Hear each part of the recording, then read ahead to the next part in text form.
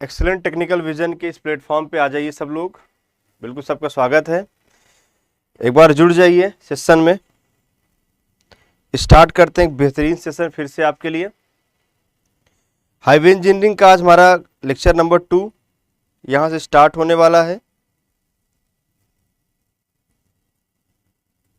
बिल्कुल एक बार जुड़ जाएं सब लोग। ये क्लास डिले नहीं होगा, आप रेगुलर क्लास टाइम पे आइए। आज ही फिर सेशन को स्टार्ट करते हैं यहाँ से।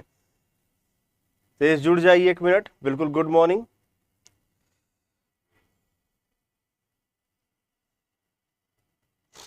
आज ये फिर बेहतरीन सेशन स्टार्ट करते हैं हाईवे इंजीनियरिंग का। हम लोग यहाँ से सब लोग ऐड हो जाइए।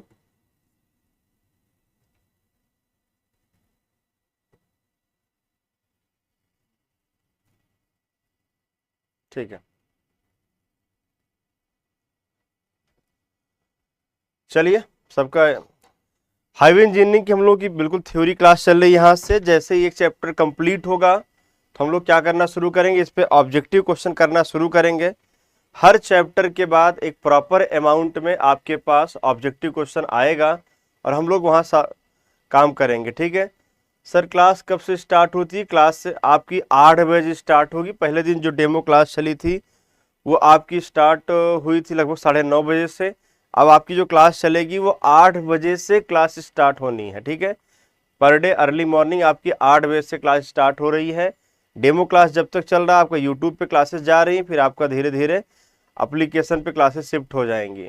ठीक है, चलिए सब लोग जुड़ जाएंगे, फिर स्टार्ट करते हैं सेशन को। एक बार सब लोग अपने दोस्तों में सेशन को शेयर कर देंगे। तेजी से सेशन को शेयर कर दीजिए, 1-2 मिनट टाइम लेकर के प्रॉपर सब लोग शेयर कर दीजिए। फिर उसके बाद हम लोग जुड़ते हैं एक इम्पॉर्टेंट सेशन में।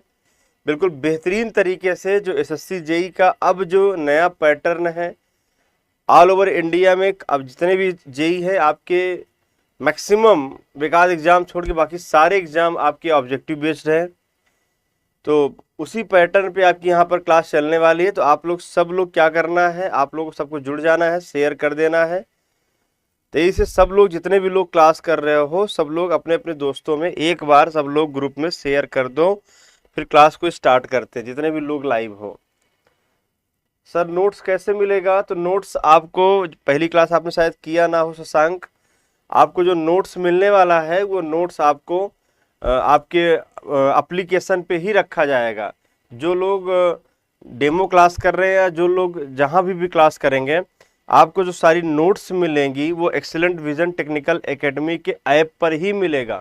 इसलिए आपको वो एप्लीकेशन आपको इंस्टॉल करना बिल्कुल ज़रूरी है। एप्लीकेशन इंस्टॉल कर लीजिए, वहाँ पर आपको ये नोट्स मिलेगा। चलिए एक बार सब लोग शेयर कर देंगे, तो उसके बाद स्टार्ट करते हैं हम लोग सेशन को। ठीक है, कुछ लोग अभी सो रहे होंगे तो उम्मीद ये 8 बजे थोड़ा सा उठना सुबह बड़ी दिक्कत तो होती ही है। बिल्कुल गुड मॉर्निंग सबको। चलें स्टार्ट करते सेशन को।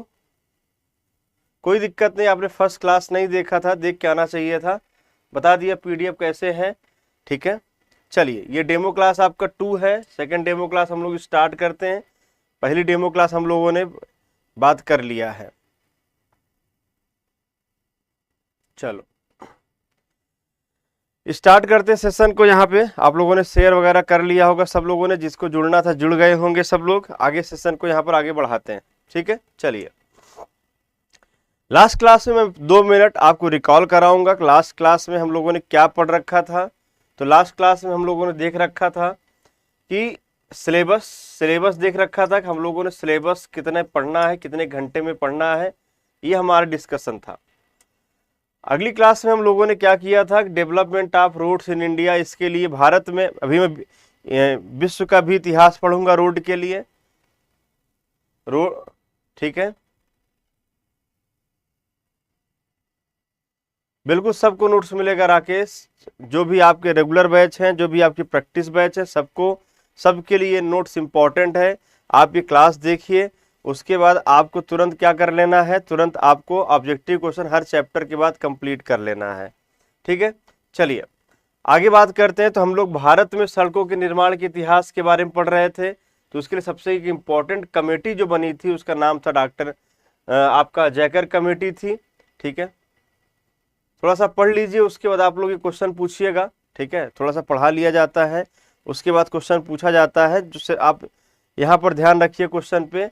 ठीक है, एक एक को बारी बारी से मैं जब क्लास एंड होगा तो मैं बता दूंगा कि आपका क्या क्या यहाँ पर किस किस के लिए आपकी ये नोट्स वैल्यूएबल है।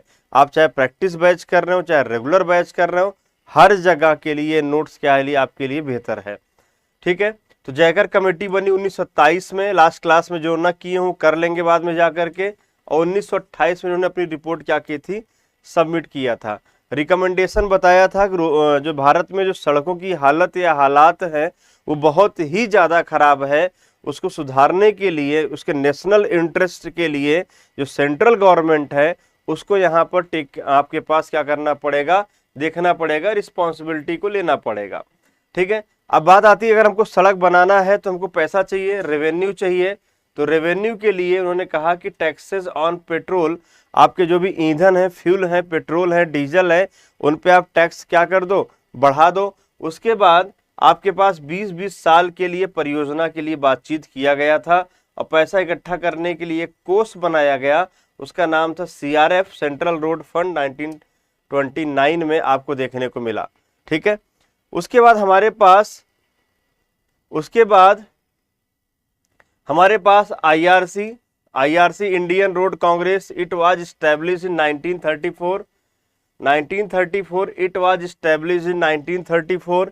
It was semi government body, ये एक सेमी गवर्नमेंट बॉडी थी, अर्ध सरकारी आपके पास संस्था थी। ठीक है, चलिए देखिए बात क्या है।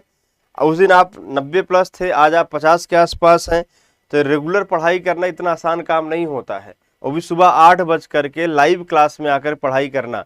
आप ये बात मान लीजिए कि आप कितना भी रिकॉर्डेड क्लास कर लीजिए, उसका उतना कभी बेनिफिट नहीं मिलता जितना लाइव क्लास का मिलता है।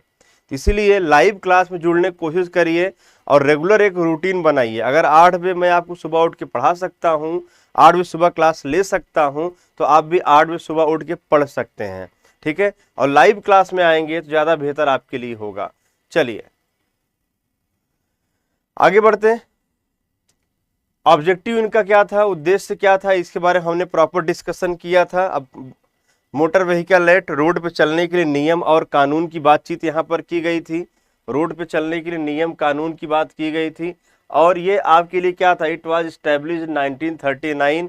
और इसका अमेंडमेंट हुआ, सुधार हुआ टाइम के साथ साथ। रूल रेगुलेशन में उसमें लगने वाला जो दंड है, उसके लिए जो पैसा है, चालान है, वो क्या गया सर, बढ़ता गया। फिर central road research institute CRRI का गठन हुआ। इसका काम क्या था, रोड की क्वालिटी को चेक करना, क्वालिटी ऑफ रोड, सिर्फ अकेले रोड बनाना नहीं है, रोड की क्वालिटी को चेक करना, रोड की क्वालिटी में इम्प्रूवमेंट करना। ये हमारे लिए क्या है, एक चैलेंजिंग बात है, एक चैलेंजिंग बात है। ठीक है, तो इस बात को आप यहाँ से ध्यान रखेंगे। तो हमारे पास लास्ट क्लास में हमने यहाँ तक पढ़ रखा था, यहाँ तक पढ़ रखा था। सावन गौतम कह रहे पूरा सिलेबस यूट्यूब पर ही कंप्लीट होगा। सावन, आपको शायद पूरे बैच के बारे में जानकारी नहीं है। ये बैच आपका एक रेगुलर बैच लागू किया गया है, बनाया गया है, जिसपे कल तक बहुत सारे ऑफर वगैरह भी थे। ठीक है, तो आप बात कर लीजिएगा। जो भी आप क्लास देख रहे हैं इसके नीचे देखिएगा, एक रेड बैकग्राउंड में आपके पास कॉन्टैक्ट नंबर वगैरह जा रहा है, बिल्कुल नीचे देखिए, क्लास में चल रहा होगा सामने आपके, उसको देख लीजिएगा, वहाँ कांटेक्ट कर लीजिएगा, आपको सारी जानकारी मिलेगी। ये आपके यूट्यूब पर डेमो क्लासेस चल रही हैं। ठीक है सर, हिंदी लैंग्वेज पढ़ाइए सर प्लीज़। विकास, मैं हिंदी में ही इस्टेब्लिश्ड से लेकर के हर चीज़ का एक्सप्लेनेशन मैं हिंदी में ही तो बोल रहा हूँ, लिखा इंग्लिश में भले भाई है, आप समझ नहीं रहे। अगर आप प्योर हिंदी के चक्कर में जाएंगे तो कोई रेफरेंस बुक आपको हिंदी में नहीं मिलेगा। ठीक है, कोई रेफरेंस बुक आपको हिंदी में नहीं मिलेगा। जितनी रेफरेंस बुक्स हैं मार्केट में वो सब इंग्लिश में हैं। और आपने अगर एग्ज़ाम भी दिया होगा तो वहाँ उसमें लिखा होता है कि अगर हिंदी और इंग्लिश में गलत अगर माना जाएगा तो हिंदी को गलत माना जाएगा, इंग्लिश वाले क्वेश्चन क्या माना जाएगा, सही माना जाएगा। ठीक है, चलिए आगे बात करते। बाकी मैं पूरी चीज़ को आपको समझा रहा हूँ, और इसके लिए बम्प इंटीग्रेटर इंस्ट्रूमेंट का यूज करते। लास्ट क्लास मैंने आपसे जानकारी इसके बारे में दी थी, ठीक है। चलिए अब यहाँ शुरू करते, यहाँ से आज के टॉपिक हम लोग डिस्कशन करना शुरू करते। आज के टॉपिक के बारे में हम लोग बात करना शुरू करते हैं, नेशनल हाईवे एक्ट, ठीक है। नेशनल हाईवे एक्ट, आपको पता है कोई चीज एक्ट कब बनती है, आप लोग पता है, देखो एक होता है बिल, किसी भी सदन में आप बिल पास करते हो, आप लोग नॉनटेक जानते होंगे, राज्यसभा लोकसभा आप लोग जानते होंगे।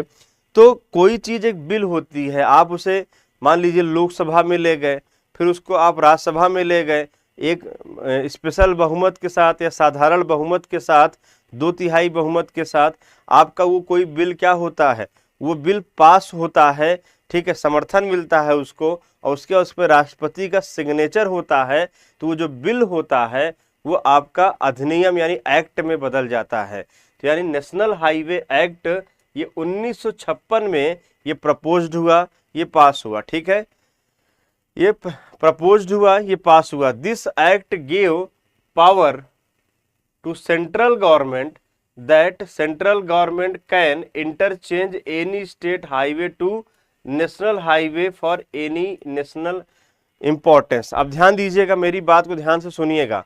इस एक्ट का सबसे इंपॉर्टेंट पॉइंट क्या था वो ध्यान दीजिएगा। देखो भाई, 1 घंटे की क्लास होती है, 1 घंटे की क्लास होती है, उसमें अगर मैं आपके प्रश्नों का उत्तर लगातार देता रहूंगा तो फिर पढ़ाऊंगा मैं क्या, ठीक है। आप एक एक चीज पूछ रहे हैं, अरे एप्लीकेशन में एरर आ रहा है तो कुछ देर बाद ट्राई करना, एप्लीकेशन सही हो जाएगा, ठीक है। आप लोग बहुत जल्दी पेशेंस खो देते हैं, आराम से करिए, कोई जल्दी नहीं, आराम से हो जाएगा, ठीक है। चलिए आइए देखते हैं इस एक्ट की जो सबसे इंपॉर्टेंट बात क्या थी वो आप समझिएगा। इस एक्ट की सबसे इंपॉर्टेंट बात क्या थी कि जो आपकी सेंट्रल गवर्नमेंट थी उस समय, जो आपके पास केंद्र सरकार है, जो भारत सरकार है, उसने अपने पास एक पावर रख ली है, एक स्पेशल पावर अपने पास रखी। सर कौन सी स्पेशल पावर रख ली? सर उनकी स्पेशल पावर ये थी कि उन्होंने कहा कि मैं जब चाहूंगा तब किसी भी स्टेट हाईवे को मैं नेशनल हाईवे में कन्वर्ट कर सकता हूं। यानी पहला यहाँ पर इन्होंने अपनी पावर के बारे में बात किया सर, और वो भी किस कारण से, कोई उसका रीजन होगा, कोई उसका स्पेशल कारण होगा, और वो स्पेशल कारण क्या है? फॉर नेशनल इंपॉर्टेंस, राष्ट्रीय महत्व को ध्यान में रखते हुए, राष्ट्रीय महत्व को ध्यान में रखते हुए यहाँ पर क्या किया गया है, यहाँ पर आपको राष्ट्रीय महत्व को ध्यान में रखते हुए यहाँ पर आपको किसी भी स्टेट हाईवे को नेशनल हाईवे में कन्वर्ट करने की एक पावर किसके पास आ गई है? किसके पास आ गई है सर? केंद्र सरकार के पास आ गया है। ये ऐसा क्यों हुआ सर? क्या रीजन है? What is the reason behind this? इसके पीछे क्या कारण है सर? तो उसके पीछे सिर्फ एक कारण है। अगर आपसे बात किया जाए सर कारण क्या था इसके पीछे, तो भैया कारण ये था, कल को मान लीजिए कोई स्टेट हाईवे है, मैं आगे चल के स्टेट हाईवे और नेशनल हाईवे में अंतर ही बताऊंगा। कोई स्टेट हाईवे आपके घर के सामने गई है, मान लीजिए उस रोड पर कोई बहुत बड़ा पर्यटक स्थल बन जाए, कोई बंदरगाह बन जाए, या राष्ट्रीय महत्व के लिए कोई भी चीज वहां पर डेवलप कर दिया जाए, जो मैंने नाम लिया, कोई बहुत बड़ा पर्यटक स्थल बन जाए, कोई बंदरगाह बन जाए, और वो रोड पहले क्या थी? स्टेट हाईवे थी। अगर ये सब कुछ बन रहा है वहां पर, तो किसमें कन्वर्ट हो जाएगा सर? नेशनल हाईवे हो जाएगा। हो सकता है बहुत बड़ी बड़ी वो उस रोड के आसपास बहुत बड़ी बड़ी इंडस्ट्रीज लग जाए, तो यानी उसका इंपॉर्टेंस क्या हो चुका है सर? बहुत ज्यादा बढ़ चुका है। तो उस स्टेट हाईवे को मैं क्या कह दूंगा? नेशनल हाईवे कह दूंगा। एक बार कमेंट करके मुझे बताना, एक बार मुझे कमेंट करके बताना कि किसी भी रोड को, स्टेट हाईवे को नेशनल हाईवे में कैसे, क्यों कन्वर्ट कर रहा है? क्या ये रीजन क्लियर है सबको? क्या ये रीजन क्लियर हो तो आगे बताइए, फिर आगे बढ़ते हैं। आगे बताएं तो बढ़ते हैं यहाँ पे। अब यहाँ पर बात क्या रही? Geometric design, geometric design and design speed of national highway and state highway are same. ठीक है, अब यहाँ पर ज्योमेट्रिक डिजाइन और इसकी डिजाइन स्पीड NH और SH की क्या है सर? सेम है। नेशनल हाईवे की और स्टेट हाईवे की ज्योमेट्रिक डिजाइन सेम है। सर ऐसा कैसे हो गया सर, सेम क्यों हो गया? तो अंतर क्या रहा? अंतर दूसरी चीज है, यहां पर मैं दो चीजों को सेम कर रहा हूं, ध्यान से सुनना। नेशनल हाईवे और स्टेट हाईवे की ज्योमेट्रिक डिजाइन और डिजाइन स्पीड आप सेम क्यों ले रहे हैं मेरे भाई? आपने मान लीजिए आज शाम को आपका जो सामने की रोड गई है, मान लो वो स्टेट हाईवे है। एक एग्जाम्पल दे, देखो जितना अच्छा समझोगे व्यवहारिक एग्जाम्पल के साथ उतनी चीजें बदल जाएंगी। ये आपका स्टेट हाईवे, शाम को आपने देखा कि वो स्टेट हाईवे है। सवेरे आप सो के उठे तो आपने क्या देखा कि सर मेरे घर के सामने जो स्टेट हाईवे था उसका नाम अब कुछ नेशनल हाईवे फलाना नंबर पड़ गया। भाई आपने देखा होगा नेशनल हाईवे के नंबर पड़ते रहते हैं, नेशनल हाईवे 1, 2, 3, 10, 24, इस तरह से बहुत सारे नंबर पड़ते रहते हैं नेशनल हाईवेज के। तो आपने देखा कि मेरा स्टेट हाईवे अब किसमें बदल चुका है? नेशनल हाईवे में, और उसका कुछ नंबर पड़ चुका है सर। ठीक है, अब क्या मुझे बताओ, जब तुम सवेरे उठे, सबसे मैं क्वेश्चन पूछ रहा हूँ जवाब देना, सबसे मैं क्वेश्चन पूछ रहा हूँ जवाब देना कि बताओ भाई, सबसे मैं क्वेश्चन एक सिंपल सा पूछ रहा हूँ कि बताओ कि आपने सुबह से उस रोड में, अगर आपने पेपर ना पढ़ा होता तो सुबह से लेकर के रात से लेकर के सुबह तक क्या कोई परिवर्तन आया?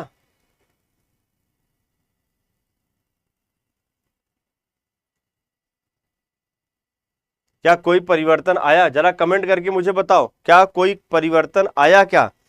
भाई रात में आप सोए, सुबह आपने उठा, आप उठे, चेक किया आपने, कोई परिवर्तन है? कोई परिवर्तन नहीं आया सर, बस नाम ही बदला है।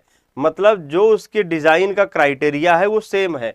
अब जैसे क्वेश्चन आया कि what is the meaning of geometry design sir, sir जो उसके स्पेसिफिकेशंस हैं, ज्योमेट्री क्या होती है, उसके डायमेंशंस जो होते हैं, उसकी जो चौड़ाई होती है, उसकी जो footpath, divider, road marking, road की चौड़ाई, ये सब जितनी चीज़ें आप पढ़ते हैं, जितने भी क्रॉस सेक्शंस आप पढ़ते हैं, उन्हीं को हम लोग क्या बोलते हैं?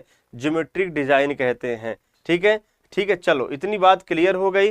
वो नेशनल हाईवे में कन्वर्ट हो गया और कोई चेंजेस वहां पर नहीं आया है। ठीक है, चलो यहां तक किसी समस्या होगा तो बता देना। अगला हम लोग चलते हैं national highway authority of India, NHAI। NHAI आप लोग जानते हैं, NHAI आपके पास national highway authority of India, जिसका हेड कौन होता है? भारत का जो केंद्र सरकार का जो मंत्री होता है, ट्रांसपोर्ट मिनिस्टर जो होता है, वो इसका हेड होता है। ठीक है, और सबसे बड़ी बात क्या है, ये आपकी एक ऑटोनॉमस बॉडी है। ऑटोनॉमस मतलब बिल्कुल ऐसी बॉडी है जो किसी लोकल बॉडीज के, लोकल गवर्नमेंट के अंडर में काम नहीं करती। जैसे इसका हेड है नितिन गडकरी, इसका हेड है नितिन गडकरी। अब आपके जो प्रदेश में जो भी CM होंगे वो उसके अंदर ये नहीं आएगा। इसका जो डायरेक्टर होगा, इसका जो चेयरमैन होगा, वो डायरेक्ट किससे बात करेगा? वो डायरेक्ट आपका नितिन गडकरी से बात करेगा, बीच में किसी से बात नहीं करेगा। और ये बना कब था? ये आपका 1988 में इस्टेब्लिश हुआ था।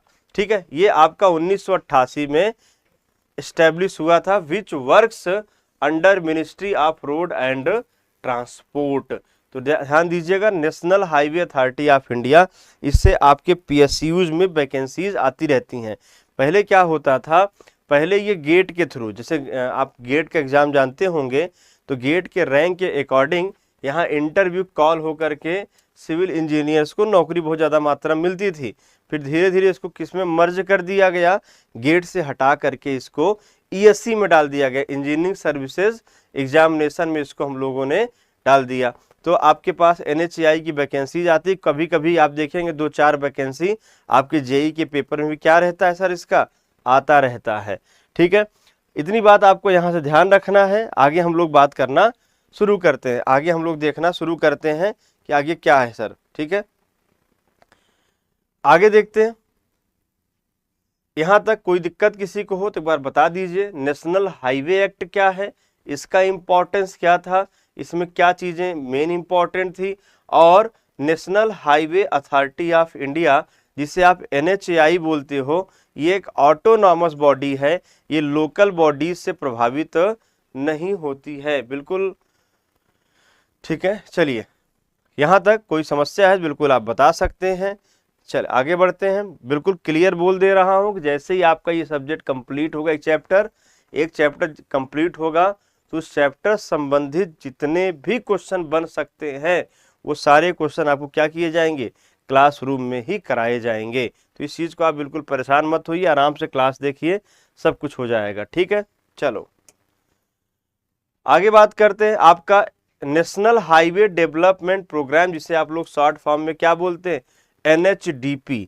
NHDP जो नेशनल हाईवे डेवलपमेंट प्रोग्राम है, ये आपका 1998 बहुत बड़ा चेंज था। आप ध्यान रखिएगा, एक बहुत बड़ा चेंज था भारत के रोड के निर्माण में। भारत में जो सड़कों का निर्माण हुआ है उसमें इसका इम्पोर्टेंस बहुत ही ज़्यादा आपके लिए यहाँ पर इम्पोर्टेंट है। ठीक है, यहाँ बहुत ज़्यादा इम्पोर्टेंट है।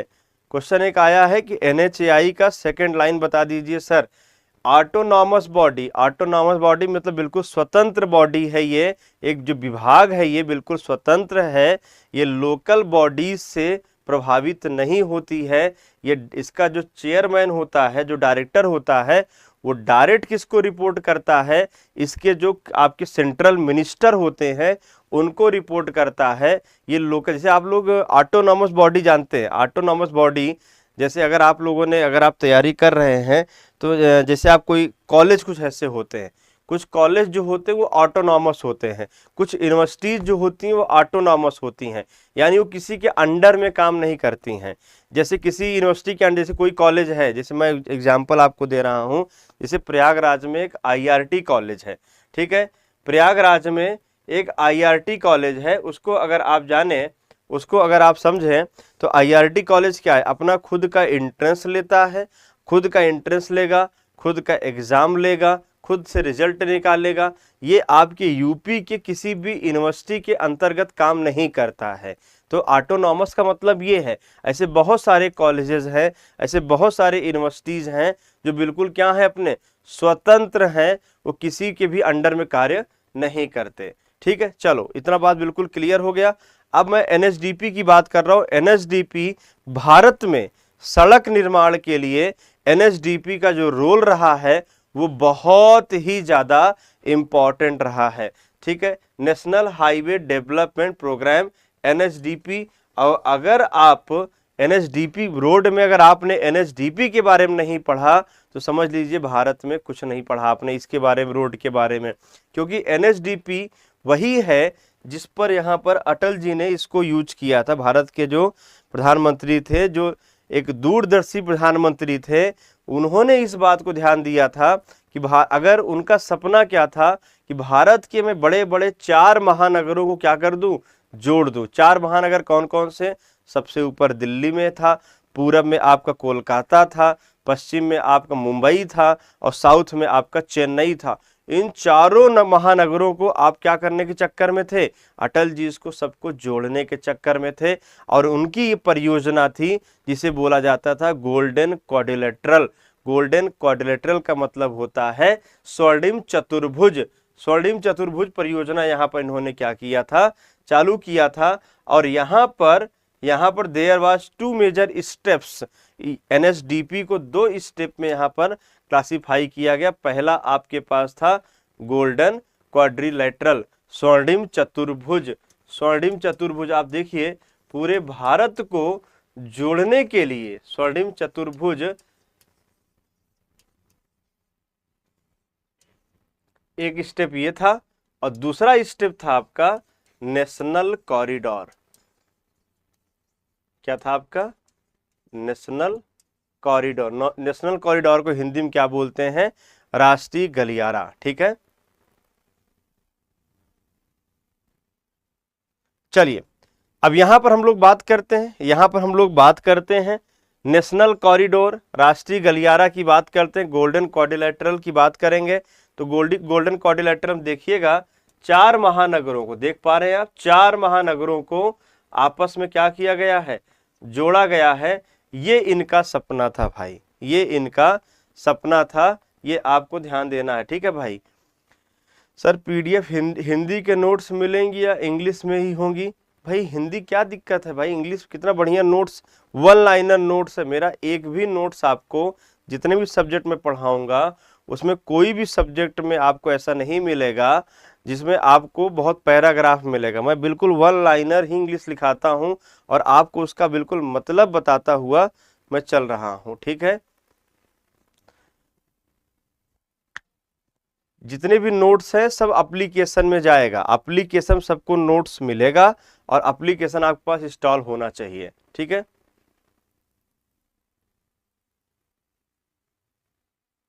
चलो अब ये देख लीजिएगा, नेशनल हाईवे और state highway.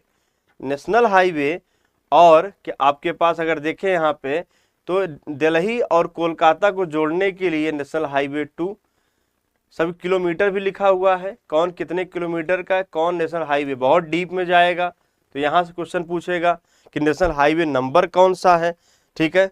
National highway number कौन सा है और उनमें कौन कौन से आपके किलोमीटर्स हैं, इनको आपको ध्यान रखना। बिल्कुल पिक्चोरियल फॉर्म में मैंने दिखाया है, ये इनका सपना था। हाँ वो अलग बात है कि इनकी सरकार 5 साल से ज़्यादा नहीं टिकी, एक टर्म कंप्लीट की, दोबारा इनकी पूरे टर्म कंप्लीट नहीं होगा तो यहाँ पर समस्या इनके साथ क्या हो गया कि ये जो सपना था ये पूरी तरीके से कंप्लीट नहीं हो पाया। बस मेन काम क्या था कि लगभग 70 से 75% काम अटल जी के टाइम में ही हो गया था, बाकी जो कुछ बचा हुआ था उसको धीरे धीरे कांग्रेस सरकार ने क्या किया, पूरा कराया था 2004 के आगे, ठीक है। तो पहला स्टेप गोल्डन क्वाड्रिलेटरल था जिसकी टोटल रोड लेंथ अगर आप देखें तो कितना था सर, 5846 किलोमीटर था, 5846 किलोमीटर था टोटल रोड लेंथ। तो अगर आप गोल्डन क्वाड्रिलेटरल देख रहे हैं कितनी बड़ी परियोजना थी यहाँ पर अटल जी के द्वारा, पहला स्टेप आपका था एनएसडीपी का। ये ध्यान रखना, गोल्डन क्वाड्रिलेटरल हो चाहे नेशनल कॉरिडोर, दोनों ही नेशनल हाईवे डेवलपमेंट प्रोग्राम के अंतर्गत ही बनाए गए थे, ठीक है। तो ये स्वर्णिम चतुर्भुज, दूसरा क्या है आपका नेशनल कॉरिडोर, और नेशनल कॉरिडोर आप बिल्कुल देख सकते हैं क्या है। नेशनल कॉरिडोर का कंडीशन आप देख सकते हैं यहाँ पर, श्रीनगर से आप कन्याकुमारी, जैसे आप बोलते हैं ना कि कश्मीर से कन्याकुमारी, ठीक है। तो यहाँ पर ध्यान रखना, पोरबंदर आपको पता है कहाँ है, पोरबंदर आपका गुजरात में है, ठीक है, जहाँ गांधी जी पैदा हुए थे। श्रीनगर आपको पता है जम्मू में है। सिलचर आपका असम में है, ध्यान रखना, अरुणाचल में नहीं है, नहीं तो पूरब जोड़ने के चक्कर में सिलचर को जोड़ दो, ऐसा नहीं हो सकता। उसका रीजन सिंपल सा है, क्योंकि अरुणाचल से सीधा पोरबंदर को जोड़ना इतना आसान काम नहीं था, क्योंकि अरुणाचल की जो ज्योग्राफी थी वो कुछ ज़्यादा ही खतरनाक थी, ठीक है। वहाँ से सीधा रोड को बनाना थोड़ा सा मुश्किल काम था, और ये दोनों एक दूसरे को जहाँ कट करते हैं, इसको अपने नोट्स में ऐड कर लीजिएगा, ये दोनों एक दूसरे को जहाँ कट करते हैं वो आपका झांसी है, यानी ये आपका उत्तर प्रदेश है, ठीक है। उत्तर प्रदेश में दोनों सड़कें एक दूसरे को क्रॉस करते हुए जाती हैं। अब नॉर्थ टू साउथ कॉरिडोर जो उत्तर से दक्षिण गलियारा है उसकी लंबाई 4000 किलोमीटर है। ईस्ट से वेस्ट जो है वो आपका 3300 किलोमीटर, टोटल रोड लेंथ कितना 7300 किलोमीटर है, ठीक है। तो आप इस चीज़ को ध्यान रखिएगा आराम से, बिल्कुल वन लाइनर में आपको नोट्स लिखवा रहा हूँ, आप देख लीजिए। इससे बेहतर तरीके से आपको नोट्स मिलना बड़ा मुश्किल है। देखिए लाइन बाय लाइन मैंने आपको नोट्स लिखवाया है, कोई पैराग्राफ नहीं है, बिल्कुल सेलेक्टेड चीज़ मैं आपको लिखवा रहा हूँ। तो यहाँ तक किसी को समस्या है तो बिल्कुल बताएं, एक बार क्लियर करके बताइए कि एनएचडीपी प्रोग्राम तक किसी को समस्या है, नेशनल हाईवे डेवलपमेंट प्रोग्राम तक किसी को समस्या है तो बिल्कुल बता सकते हैं। एक बार कमेंट करके बताइए भाई, एनएचडीपी तक किसी को प्रॉब्लम है तो बिल्कुल बता सकते हैं आप। फटाफट कमेंट किया करिए, थोड़ा फास्ट कमेंट किया करें, जल्दी कमेंट किया करें, ठीक है। तो आज हम लोगों ने तीन टर्म पढ़ा अभी तक 20 मिनट में। एक आपका सबसे पहला हो गया था यहाँ पर national highway act, national highway act क्यों लाया गया ये बताया। National highway authority of India NHAI civil engineering का बहुत इंपॉर्टेंट विभाग है ये। फिर NHDP national highway development program establish कब किया गया, 1998 में। इसके 2 चरण थे और दोनों चरण आपको यहाँ पर क्या कर दिया गया है, बता दिया गया है। दोनों चरण एक तरह से भारत में रोड निर्माण के लिए बहुत बड़े चरण माने जाते हैं ये दोनों चरण आपके।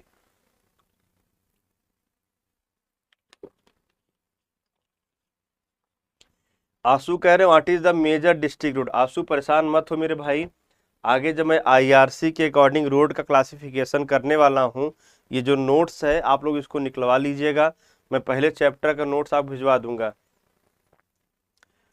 प्रवीण शर्मा कह रहे हैं सर ऑनलाइन प्रैक्टिस बैच में क्या टाइमिंग रहेगा एनवायरमेंट इंजीनियरिंग का। तो मेरे भाई आप परेशान मत होइएगा, आपका हाईवे चल रहा है, हाईवे के साथ या हाईवे के जस्ट बाद ही आपका एनवायरमेंट चालू हो जाएगा, ठीक है। आप किसी भी बैच के होंगे, आपका सिलेबस बिल्कुल ऑन टाइम ख़त्म किया जाएगा, आप बिल्कुल परेशान मत होइए। सिलेबस के लिए थोड़ी सी क्या होगी, हो सकता है सितंबर में हम क्लासेस को क्या कर दें, बढ़ा दें, लेकिन सिलेबस के लिए मत परेशान होइएगा। जो आपकी रिमेनिंग है आपकी बड़ी क्लासेस मैराथन लेके पूरे कर दी जाएंगी। सर नोट्स हिंदी या इंग्लिश दोनों लैंग्वेज में दीजिएगा। सर यार इतना समस्या तो मेरे ख्याल से इंग्लिश में नहीं, बाकी हिंदी में तो मैं आपको समझा ही रहा हूँ ना। आप एक्चुअल में चल क्या रहा है, ये हिंदी इंग्लिश चल ही नहीं रहा है, ये इंग्लिश चल रहा है। ये चल क्या रहा है, ये इंग्लिश चल रहा है। मैं आपको हिंदी में चीज़ों को एक्सप्लेन कर रहा हूँ अच्छे तरीके से, और हिंदी इंग्लिश में लिखा हुआ है।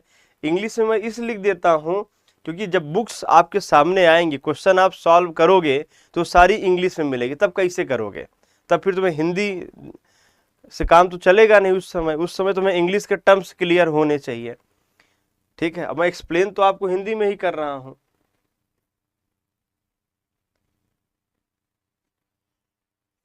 चलो आगे बात करते हैं। नेक्स्ट,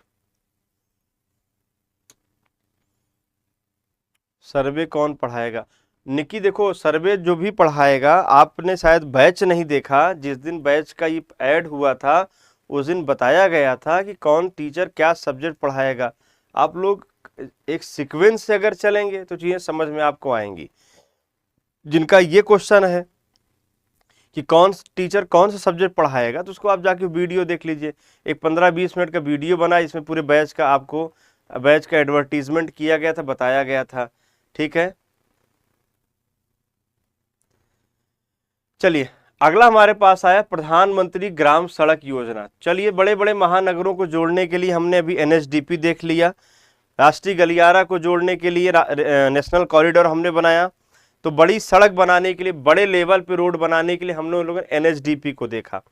अब हमारे पास आती प्रधानमंत्री ग्राम सड़क योजना। अब गाँव को सशक्त करने की बारी थी। अब गाँव को, महानगरों को, बड़े बड़े नेशनल हाईवेज, बड़े बड़े स्टेट हाईवेज हम बना चुके हैं। अब गांव को आपको बनाने के काम में है प्रधानमंत्री ग्राम सड़क योजना, जो कि फिलहाल में आपके RES का भाग है। अगर आपको पता हो, RES या RED जो भी बोले, रूरल इंजीनियरिंग डिपार्टमेंट या रूरल इंजीनियरिंग सर्विसेज, इसका विभाग है। अगर आप लोग जैसे एग्जाम अगर देते हैं, आपको RES मिलता है, तो आपके ही अंडर में ये प्रधानमंत्री ग्राम सड़क योजना, प्रधानमंत्री ग्राम सड़क योजना, जिसे आप शॉर्ट फॉर्म में PMGSY, ये आपके लिए आएगा। और इसका इस्टेब्लिशमेंट कब हुआ था, 2000 में। यानी ये भी अगर देखो तो ये भी अटल जी के टाइम में ही हुआ था।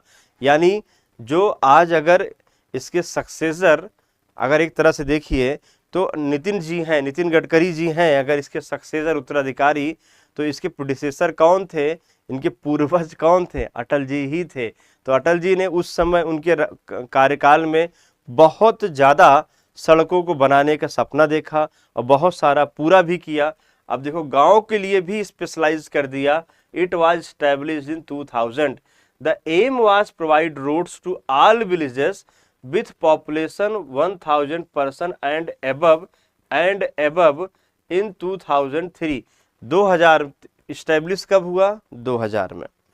2003 में ये सर किया गया, ध्यान दीजिएगा, 2003 में ये किया गया कि जिन गांवों की जनसंख्या 1000 या उससे ज़्यादा है, 1000 उससे ज़्यादा है, जिन गांव की जनसंख्या 1000 या उससे ज़्यादा है, ऐसे सभी गांव में आपका रोड बनाने के लिए बातचीत हुई। और ये बातचीत कब हुई, कब काम शुरू हुआ इस पर, 2003 में। तो पहले ऐसे गांवों को रोड बनाया गया, ऐसे गांव में रोड बनाई गई जिनके गांव की जनसंख्या 1000 या उससे अधिक थी। बाद में 2007 में उन गांवों की बात करने लगे जिन गांवों के लिए, देखो रीजन सिंपल सी बात है भाई, बहुत साधारण बात है। पहले हम बड़े बड़े गांव को टारगेट करते हैं, बड़े बड़े गांव को टारगेट, क्योंकि छोटे, अगर हम पहले 500 या उससे अधिक लोगों को टारगेट करते तो हमें क्या होता, शुरू में ही बहुत ज़्यादा फंड लग जाता। तो हमने धीरे धीरे पहले बड़े गांव को कवर किया, फिर धीरे धीरे छोटे गांव को कवर किया। अब बड़े और छोटे का मतलब जिनकी जनसंख्या 1000 या 500 थी, इनके बात यहाँ पर हो जाता है। ठीक है, चलिए आगे बात करते हैं। तो ये आपका परियोजना था 2007 और 2003, ये आपको ध्यान रखना है। ये मैं इतना अंदर क्यों पढ़ा रहा हूँ सर अकेले आप यही पढ़ा के निकल जाते कि 2000 में इसकी स्थापना हुई। ये गांव की सड़कों को सशक्त बनाने के लिए, गांव की भाई रोड अच्छी होगी, देखिए सीधी बात है, अगर रोड अच्छी होगी तो रोड आपके विकास के लिए रोड का इंपॉर्टेंस बहुत ही ज़्यादा होता है। तो यहाँ पर आप ध्यान रखिएगा, प्रधानमंत्री ग्राम सड़क योजना 2000 में, 2003 में क्या हुआ, ऐसे सभी गांवों को जोड़ा गया जिनकी जनसंख्या 1000 या उससे ज़्यादा थी। 2007 में किसको जोड़ा गया, ऐसे सभी गांवों को जोड़ा गया जिनकी जनसंख्या 500 या उससे अधिक थी। तो ये पूरी जानकारी आपके लिए यहाँ पर क्लियर हो गई है। ठीक है, चलो आगे बात करते हैं। एक छोटा सा नोट है हमारे लिए, एक छोटा सा नोट है, कुछ नोट पॉइंट है, कुछ डेट और भी हैं, उनको देख लेते हैं। CRO central road organisation, road के लिए संगठन बनाया गया जिसकी स्थापना कब हुई थी, 1930 में हुई थी, 1930 में हुई थी। बॉर्डर रोड ऑर्गेनाइजेशन BRO की स्थापना 1960 में हुई थी। हाईवे रिसर्च बोर्ड की स्थापना 1973 में हुई थी। तो ये कुछ आपके एडिशनल डेट्स हैं जो आपको याद रखना है। अभी मैं सारे डेट्स को एक सीक्वेंस में लगा करके आपके लिए यहाँ पर दे दूंगा। ठीक है, सारे डेट्स को एक सीक्वेंस में लगा करके मैंने दे दिया। 1927 में इस्टेब्लिश कमेटी बनी, जयकर साहब की कमेटी बनी। कब, MR जयकर के नाम पर जो कमेटी थी, जयकर कमेटी, वो बनी। 1928 में रिपोर्ट सबमिट करके उन्होंने पर रिकमेंडेशन दिया। उसी रिकमेंडेशन का पार्ट था पैसा कहाँ मिलेगा, तो 1929 में पैसा, सेंट्रल रोड फंड 1929 में पैसा मिला। 1930 में CRO सेंट्रल रोड ऑर्गेनाइजेशन, 1934 में IRC, 1939 मोटर व्हीकल एक्ट, 1950 में CRRI, 1956 में नेशनल हाईवे एक्ट, 1960 में BRO, 1973 में HRB, 1988 में NHAI, NHDP 1998 में और 2000 में प्रधानमंत्री ग्राम सड़क योजना। तो मैक्सिमम हमारा जो पार्ट था ये सारे डेट थे। इन सारे डेट को जो मैंने अभी तक पढ़ा है उनको सब क्या कर दिया, एक सीक्वेंस में लगा दिया है, एक सीक्वेंस मैंने लगा दिया है। एक बार मैं आप लोगों के डाउट ले लेता हूं, जिन लोगों का कुछ डाउट हो बता सकते हैं, 1 मिनट में टॉपिक खत्म होगा, अपने डाउट रखिए, डाउट बातचीत होगी। ठीक है, आगे अगर आप डाउट पूछेंगे तो उसका जवाब आपको आगे मिलेगा। आगे क्वेश्चन, आगे वाले आने वाले प्रश्नों का उत्तर अभी देने कोई सेंस नहीं है।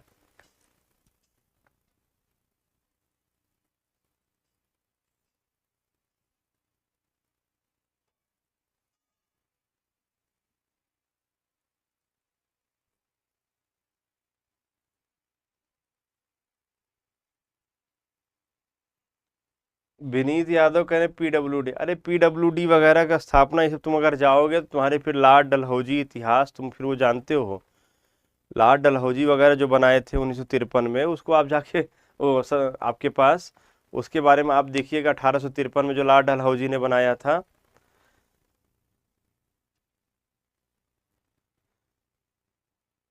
स्वीट क्या BRO के अंदर में किस टाइप की रोड आती हैं, जितने भी आपके हिली रीजन्स के रोड स्पेशली होते हैं, जो बॉर्डर रोड ऑर्गेनाइजेशन जितने भी बॉर्डर पे बनने वाली सड़क होती है उनके बारे में जब मैं आपको बिल्कुल आखिरी चैप्टर पढ़ाऊंगा, हाईवे कंस्ट्रक्शन, हाईवे मेंटेनेंस, तो उसमें मैं बीआरओ के बारे में बातचीत आपसे करूंगा।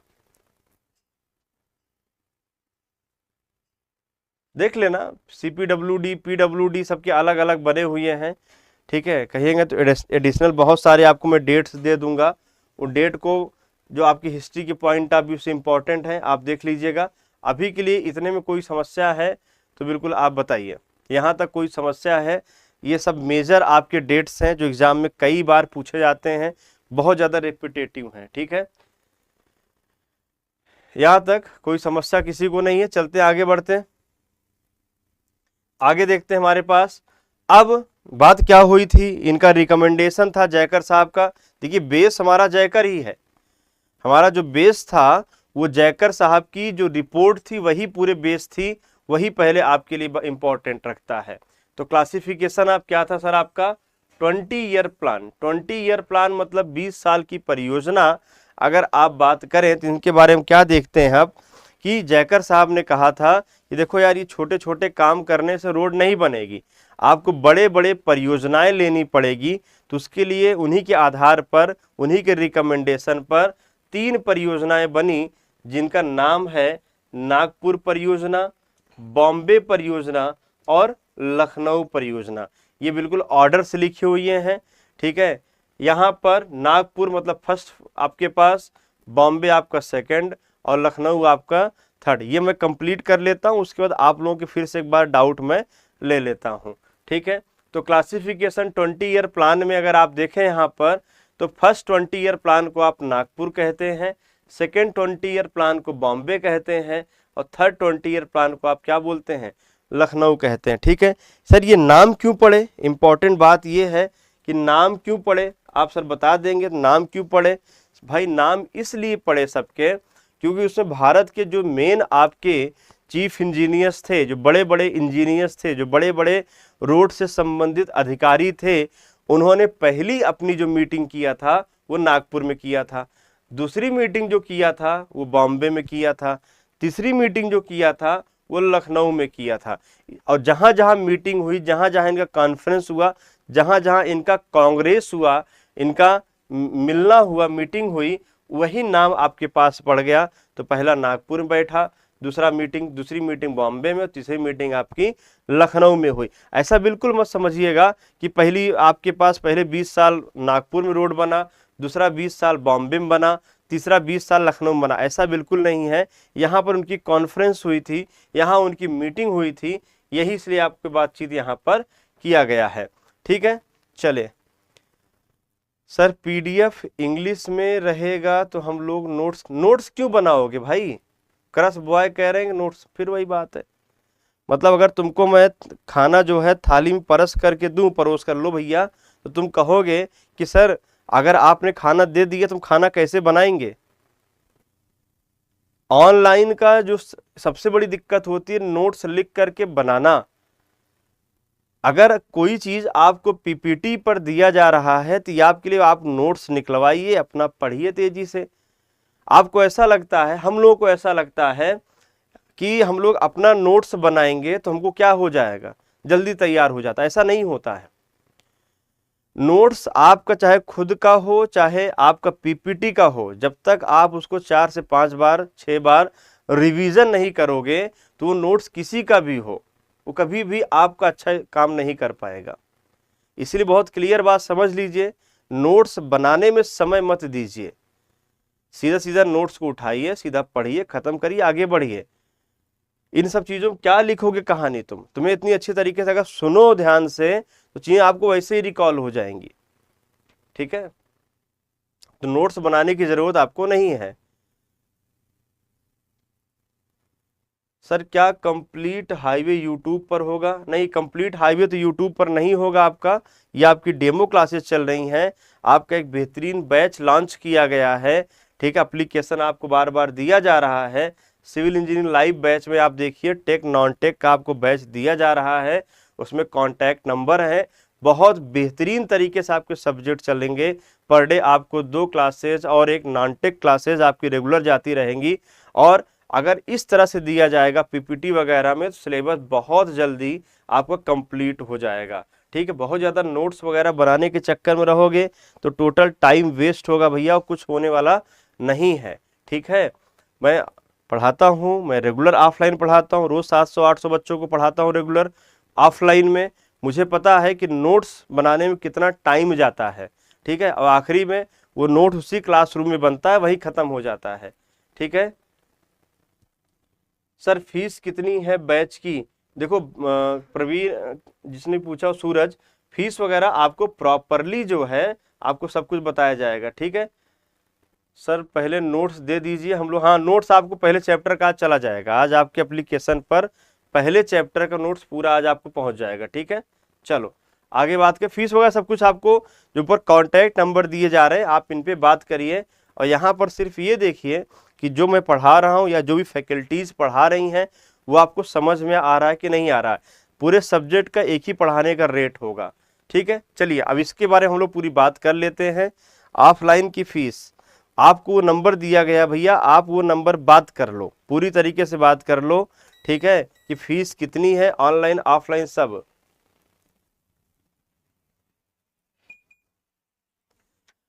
ठीक है, अब 20 साल के परियोजना का क्लासिफिकेशन किया जा रहा है, वर्गीकरण किया जा रहा है। ये 20-20 साल की परियोजनाएं क्यों लागू की गई थी? क्योंकि जाकर अब 5 मिनट बिल्कुल आप बोर्ड पे ध्यान देंगे, टॉपिक कंप्लीट कर लेंगे, फिर आपके डाउट ले लेंगे। क्या हुआ सर कि ये 20-20 साल की जो परियोजनाएं लागू की गई वो क्यों की गई? क्योंकि सर रीजन ये है, अगर आप प्लान बड़ा बनाओगे तो आपका फंड भी ज़्यादा होगा, रोड भी ज़्यादा बनेगा। क्योंकि रीज़न ये था, क्योंकि भारत में जो सड़कों की हालत थी, क्योंकि कमेटी कब बनी थी? 1927 में, 1928 में। आज अगर तुम भारत में देख लो तो बहुत जगह ऐसी है जहां सड़कें नहीं पहुंच पाई हैं। लेकिन अब तुम इमेजिन करो 100 साल पहले क्या स्थिति रही होगी भारत में सड़कों की। तो इस बात को अगर आप ध्यान रखते हुए आगे बढ़ें तो देखिएगा यहाँ पर कि 20 साल की जो परियोजनाएं आपकी यहाँ पर लागू इसलिए की गई थी कि काम क्या हो, तेज हो, काम क्या हो, ज़्यादा हो। क्योंकि जो प्रेजेंट हालात थे उस समय सड़कों की बहुत ज़्यादा खराब थी, इसलिए यहाँ पर जयकर साहब ने काम किया था। तो 3 परियोजनाएं, first 20 year plan, second 20 year plan, third 20 year plan, और उनके नाम क्या थे? नागपुर, बॉम्बे, लखनऊ। ये नाम क्यों पड़े ये मैंने आपको बता दिया। ठीक है, ड्यूरेशन 1943 से 1963, 1961 से 1981 और 1981 से 2001। अब आपके पास एक डाउट आना चाहिए यहाँ से कि सर पहले 20 साल की परियोजना थी 1943 से 1963, 20 साल, और दूसरी जो है सर टेक्निकली तो उसको 63-83 होना चाहिए था, तो 61 से 81 कैसे हो गया सर? सर इसलिए हो गया कि पहली परियोजना का जो टारगेट बनाया गया था, टारगेट क्या बनाया गया था कि पूरे भारत में प्रति 100 किलोमीटर स्क्वायर एरिया में कितना रोड बनाया जा रहा है? 16 किलोमीटर पूरे भारत में। क्योंकि आप काम कब शुरू कर रहे हैं? आप ब्रिटिश इंडिया में काम कर रहे हैं 1943, 1943। आपके पास फंड कहाँ है, पैसा कहाँ है आपके पास? तो 1943 में ये सड़क बनना स्टार्ट हो रही है। तो जो टारगेट रखा गया बहुत कम रखा गया। जबकि देखो हम जब आजाद हुए, आजाद होने में हमने टारगेट कितना रखा? प्रति 100 किलोमीटर स्क्वायर पर 100 किलोमीटर स्क्वायर एरिया में हमने 32 किलोमीटर लिया, और लखनऊ परियोजना में कितना लिया था? 82 किलोमीटर लिया था, 82 किलोमीटर लिया था। आप सोचिए 16, 32, 82 ये परियोजनाएं शुरू में ब्रिटिश इंडिया में थे, फंड कम था, टारगेट कम रखा था, प्रति 16 किलोमीटर 100 किलोमीटर स्क्वायर एरिया में 16 किलोमीटर रोड बना रहे थे। तो ऑटोमेटिक क्या हुआ सर? ये बहुत कम टारगेट था, इसलिए हमने इसको टाइम से पहले ही क्या कर लिया? अचीव कर लिया। यानी ये परियोजना 61 में ही क्या हो गई थी? खत्म हो गई। यानी 2 साल पहले ही क्या हो गई? हमने इस परियोजना को कंप्लीट कर दिया। तो इसलिए दूसरी परियोजना कब चालू हो गई? 1961 से 81। क्लियर बात है? क्लियर बात है। तीसरी परियोजना 1981 से। तो मैंने आपको परियोजना का ड्यूरेशन, उनके नाम, उनके टारगेट डेंसिटी मैंने आपको बता दिया। चलो ये बात बिल्कुल क्लियर हो गई सर, कोई समस्या यहां तक नहीं है। अब रोड पैटर्न की बात आप कर लेते हैं। रोड पैटर्न कौन कौन सा बनता है सर? स्टार एंड ग्रिड, ये सब प्लान है आपके। सेकेंड 20 ईयर प्लान में कोई नहीं, और थर्ड स्क्वायर एंड ग्रिड। अब ये जब आप आगे बढ़ेंगे तो आपको ये आगे दिया जाएगा। देखिएगा मैं आपको दिखा रहा हूं, आगे हम लोग पढ़ेंगे रोड पैटर्न इन इंडिया, तो आपको ये आगे समझ में आएगा, दिखा रहा हूं।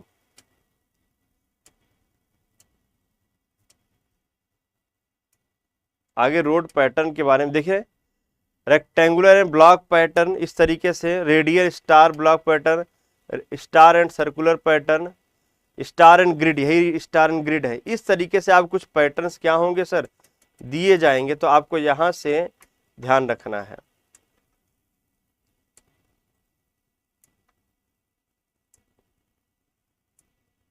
यहां से आपको ध्यान रखना है किस तरह से क्लासिफिकेशन आपका यहां पर होगा, ठीक है। एक्सप्रेसवे की अगर हम बात कर लें तो एक्सप्रेसवे आपका क्या है सर? एक्सप्रेसवे आपका नील है सर, कोई एक्सप्रेसवे नहीं है सर। पहले परियोजना में एक्सप्रेसवे का कोई नामो निशान नहीं है, दूसरे परियोजना में 1600 किलोमीटर है, और तीसरे परियोजना में एक्सप्रेसवे क्या है सर? 2000 किलोमीटर है sir. What is the expressway? Expressway क्या है सर? सर एक्सप्रेसवे एक सुपीरियर रोड है, जिसकी क्वालिटी, जिसका ज्योमेट्रिक एलिमेंट्स, जिसके डायमेंशंस बहुत अच्छे होते हैं सर, हाई क्वालिटी के होते हैं सड़क, और उन पर आपकी डिजाइन स्पीड लगभग 120 किलोमीटर पर आवर तक हो जाती है। Design speed 120 kilometre per hour तक आप डिजाइन स्पीड पर गाड़ी को वहां पर ट्रेवल करा सकते हैं। ये आपके लिए क्या है सर? बेनिफिट है, ठीक है। तो इस चीज को आप यहां से ध्यान रखेंगे, यहां से आप इसको ध्यान रखेंगे कि सर ये हमारा क्या था, रोड क्लासिफिकेशन। अगर आप बात कर लें रोड का classification, national highway, state highway, MDR, ODR, village road, ठीक है। National highway, state highway, MDR, ODR, village. NH मतलब नेशनल हाईवे, एसएच मतलब स्टेट हाईवे, एमडीआर मतलब मेजर डिस्ट्रिक्ट रोड, ओडीआर मतलब अदर डिस्ट्रिक्ट रोड, और VR मतलब village road. यानी road को अगर हम क्लासिफाई करें तो पहली परियोजना के अंतर्गत रोड को 5 प्रकार से क्लासिफाई किया गया है। सेकंड परियोजना में कोई क्लासिफिकेशन नहीं किया, हमने सिर्फ रोड बनाया, कोई क्लासिफिकेशन के बारे में बातचीत नहीं की। और जबकि तीसरे परियोजना में हमने रोड को क्या किया है सर? 3 प्रकार से क्लासिफाई किया है। आपका प्राइमरी, सेकेंडरी और टर्सरी, ये 3 परियोजना। प्राइमरी के अंतर्गत एक्सप्रेसवे, नेशनल हाईवे, सेकेंडरी के अंतर्गत स्टेट हाईवे एमडीआर, और टर्सरी के अंदर ओडीआर और विलेज रोड। मतलब जो 6 सड़क है, स्पेशली अगर मैं बात करूं तो एक्सप्रेसवे और एनएच, इसको दोनों को मिला करके प्राइमरी बोल दिया गया, ठीक है। स्टेट हाईवे और एमडीआर, इसको मिला करके सेकेंडरी रोड बोल दिया गया। और तीसरा आपके पास हो जाएगा ओडीआर और विलेज रोड, इनको मिला करके टर्सरी रोड। यानी आपका अगर बात किया जाए फर्स्ट 20 ईयर प्लान में, तो सड़क को क्लासिफाई करने के लिए 5 प्रकार से किया गया, सेकंड में कोई प्रकार नहीं है, तीसरे में आपके पास 3 प्रकार है। एक छोटा सा क्वेश्चन मैं आपसे बात कर रहा हूं, ध्यान से सुनिएगा। कभी कभी आपसे पूछेगा, 2 क्वेश्चन पूछेगा, ध्यान दीजिएगा। एक्सप्रेसवे का आप लोग उत्तर दीजिएगा, एक्सप्रेसवे का क्लासिफिकेशन किस परियोजना में, किस 20 वर्षीय परियोजना में हुआ था? कमेंट करके मुझे बताएं। अगर आप क्लास में सिंसियरली देख रहे हैं तो आप कमेंट करके बताएं।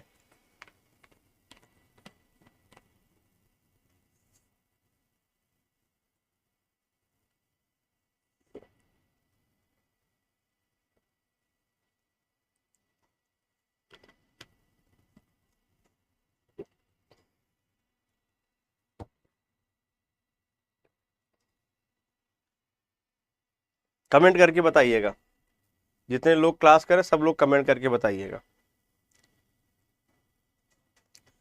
अब देखिएगा ध्यान से, कुछ लोगों ने सेकंड दिया, कुछ लोगों ने उत्तर सेकंड दिया। भाई सेकंड ने तो क्लासिफिकेशन किया ही नहीं था रोड का। दो तरह क्वेश्चन बनेंगे, दोनों क्वेश्चन ध्यान सुनिएगा मेरे, अब मैं उत्तर दे रहा हूं। अगर आपसे पूछा जाए कि सबसे पहले एक्सप्रेसवे किस परियोजना में बना, तो आप कहना सेकेंड 20 ईयर प्लान। लेकिन एक्सप्रेसवे का जो क्लासिफिकेशन किया गया है वो किस में किया गया, वो थर्ड 20 ईयर प्लान में किया गया। क्लासिफिकेशन नहीं किया गया, इसका एज ए टेस्टिंग हुआ था, सिर्फ एक परीक्षण के लिए पूरे भारत में कुछ जगह मिला करके 1600 किलोमीटर का रोड बना दिया गया था। लेकिन इसको क्लासिफिकेशन नहीं किया गया था, क्योंकि सेकेंड 20 ईयर प्लान ने टेक्निकली क्वेश्चन पूछा जाएगा, ध्यान रखिएगा, टेक्निकली क्वेश्चन पूछा जाएगा। अगर यह पूछा जाए कि क्लासिफिकेशन कब हुआ, तो आप कहना थर्ड में। आप देख लो क्लासिफिकेशन, क्यों सर, नाम तो सेकंड में आ गया 1600 किलोमीटर। सर इसलिए आ गया क्योंकि सेकंड में क्लासिफिकेशन हुआ ही नहीं था, सेकंड में कोई क्लासिफिकेशन नहीं हुआ था। जो एक्सप्रेसवे बना था वो सिर्फ एज ए टेस्टिंग आया था, उसका कोई क्लासिफिकेशन नहीं हुआ था। इसलिए जब अगर आपसे पूछा जाए दो क्वेश्चन कि एक्सप्रेसवे रोड को क्लासिफाई कब किया गया, तो बताना थर्ड में। अब पहली बार एक्सप्रेसवे किस में बना था, तो आप बताना सेकंड में। आप लोगों ने पढ़ा होगा आरटीएल रोड, सब आरटीएल रोड, वो सब आगे हम लोग देखेंगे, वो सब आपके थर्ड में होगा।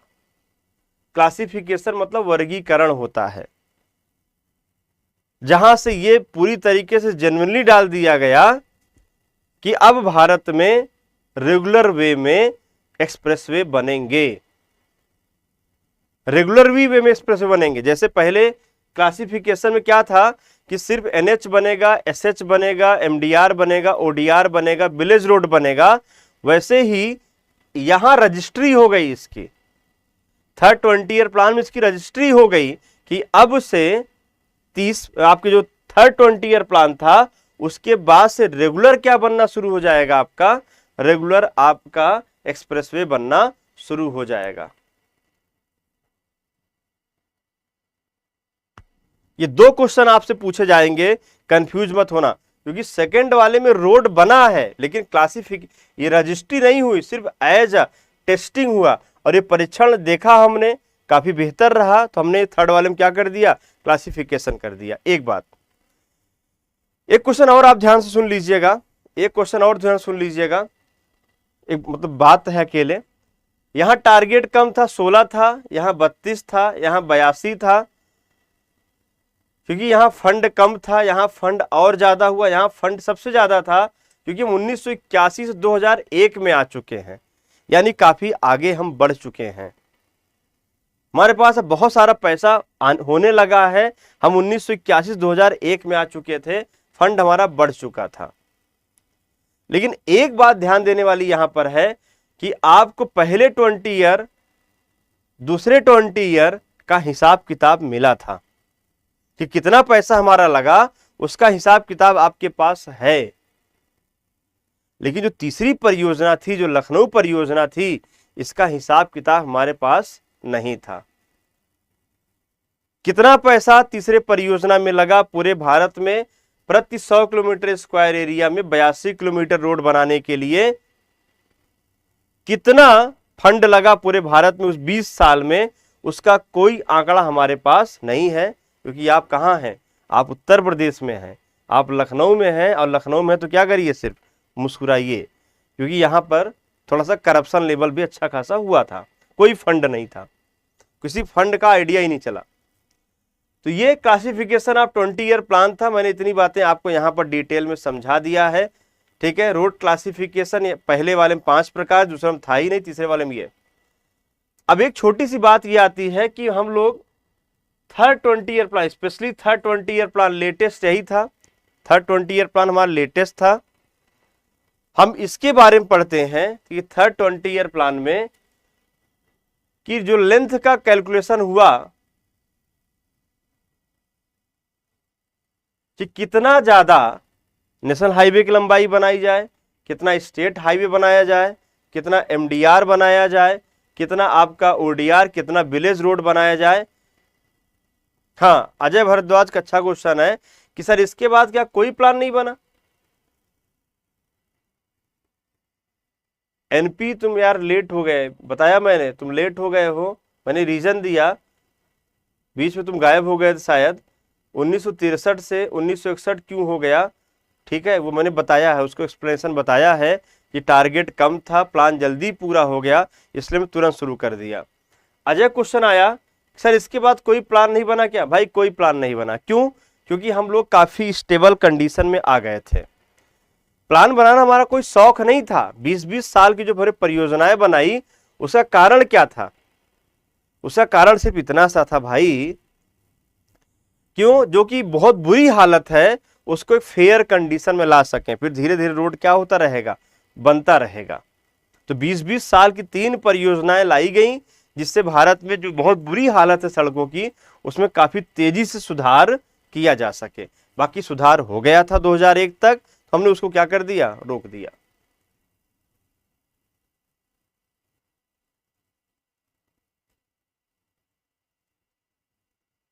चलो, किसी को और कुछ पूछना है? सबको गुड मॉर्निंग है। किसी कुछ पूछना है तो आप पूछ सकते हैं।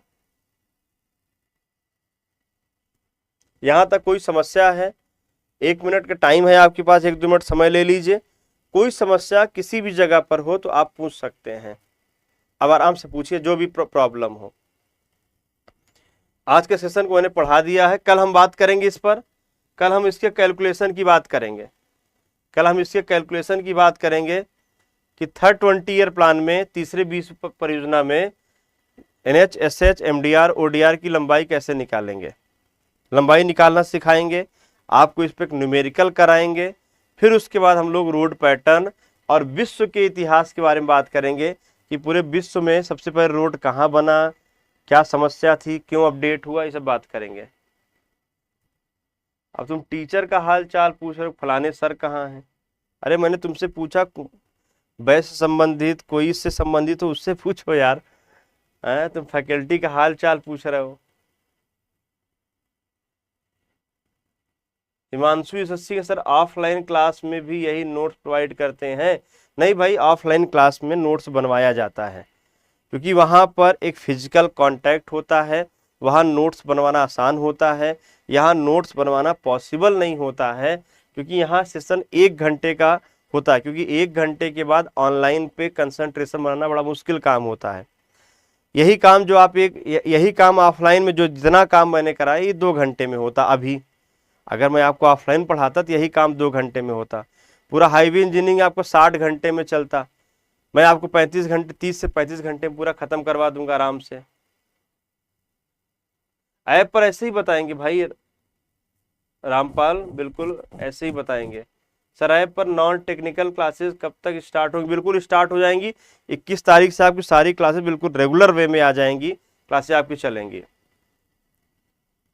ठीक है।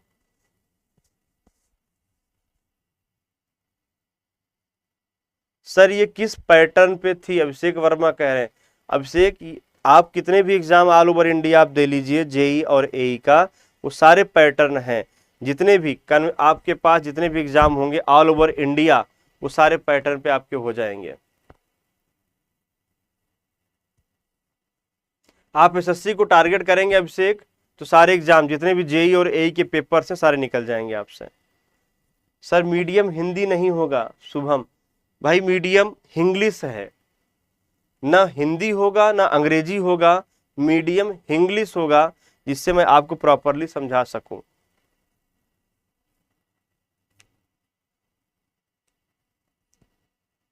बिल्कुल ऑफलाइन में यही कंटेंट होगा भाई, और कुछ नहीं, अलग से नहीं होगा। हिमांशु, ऑफलाइन में यही कंटेंट होगा। कोचिंग में आप ही हाईवे पढ़ाओगे सर? ठीक है, फिलहाल मैं यहाँ पढ़ा रहा हूँ, आगे जो जिम्मेदारी मिलती रहेगी, काम होता रहेगा। चलो और कुछ? Aditya Narayan Tiwari, good morning sir. आज लेट हो गए आदित्य, ऐसे ही हो जाता है कभी कभी। नोट्स नोट्स ये नोट्स ही तो है जो आपको दिया जा रहा है, ये नोट्स है भाई। अब लैंग्वेज जो भी समझ लो इसको। चलो, आज का सेशन यहीं पर हम लोग क्या करते हैं, समाप्त करते हैं।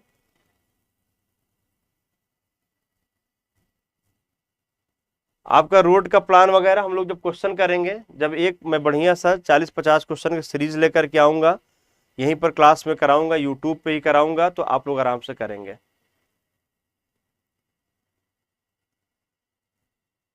आदित्य नारायण तिवारी का ऐसा टाइमिंग नहीं पता थी। टाइमिंग तो फिलहाल कल ही लग गया था दोस्त, टेलीग्राम उस पे आपके यूट्यूब पर कल ही आपका लग गया था। थोड़ा सा अपडेट रहिए।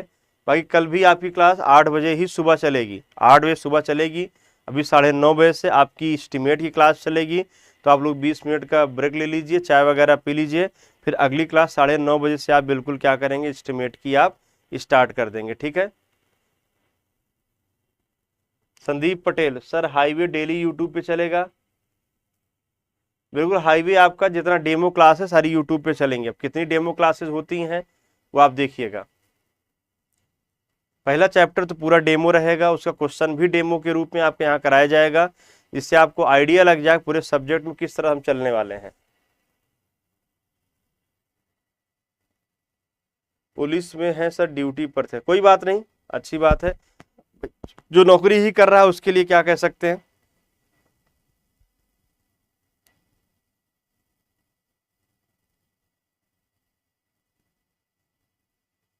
मैं आपसे और सारे सब्जेक्ट हैं सर। विपिन कुमार साहू भाई, मैं समझा नहीं आपकी बात। हाँ, रैंकर बैच ऑफलाइन होता है, बाकी इस बार अगर देखा जाएगा कि अगर कोई पॉसिबिलिटी होगी तो ऑनलाइन चालू करने की, अगर होगी तो कर दिया जाएगा। देखिए 50 से 50 पढ़िए, बीच बीच में डाउट मत पूछिए लगातार। हिंदी में ही समझाएंगे यार, पूरा हिंदी में ही समझाते हैं भाई। तुम्हारे गुरुजी को भी इतनी अंग्रेजी नहीं आती है कि हम अंग्रेजी ही लगातार बोलते रहेंगे। ये इसलिए अंग्रेजी में दिया गया है जिससे आपको सारे टर्म्स क्लियर हों, कि कोई भी किताब उठाओगे भाई वो सब अंग्रेजी में होंगे, और उसके क्वेश्चन सारे इंग्लिश में मिलेंगे। चाहे आप यूपीएससी के ईएससी क्वेश्चन उठा लो, चाहे गेट के उठा लो। ठीक है, क्योंकि अब एसएससी मेंस में थोड़ा सा आपको जाना पड़ेगा। चलो, धन्यवाद विपिन। सेशन जैसा भी आपको लगे, सेशन जब अभी सेशन ऑफ हो जाए तो जैसा भी आपको लगा हो, ठीक है, जो भी आपको लगता हो कुछ सुधार करना चाहिए, कुछ अच्छा होना चाहिए, आप लोग नीचे कमेंट सेक्शन में अपनी बात रख दीजिएगा। जो भी पॉसिबिलिटी होगी उसको सुधारने की कोशिश किया जाएगा। ठीक है, आपकी 1 घंटे 50 से 55 क्लास चली है, बीच बीच डाउट मत पूछिए। जैसा भी सेशन लगा हो आज आपको बता दीजिएगा। कल लगभग ये चैप्टर आपका क्या हो जाएगा, कंप्लीट हो जाएगा, लगभग कंप्लीट हो जाएगा, और एक क्लास पूरा इसका क्या करा दिया जाएगा, वर्कबुक करा दिया जाएगा। ठीक है, तो आप लोग आराम से जुड़िए, और कोई दिक्कत हो तो आप बता सकते हैं। चलिए ठीक है, सबको उत्तर मिल चुका है। कमेंट सेक्शन में अपनी बात जरूर रख दीजिएगा, जो भी आपको लगे, जो भी संशोधन सुधार करने की जरूरत है वो बता दीजिएगा। बाकी टीम बिल्कुल बेस्ट है, आप समझिएगा। इससे अच्छी टीम आपको ऑनलाइन प्लेटफॉर्म मिलना बहुत मुश्किल है, कि हर टीचर 2 या 3 सब्जेक्ट 4 सब्जेक्ट और पूरा कंप्लीट कराएंगे। ठीक है, चलिए ठीक है, सेशन को यहीं पर समाप्त करते हैं। बहुत बहुत धन्यवाद।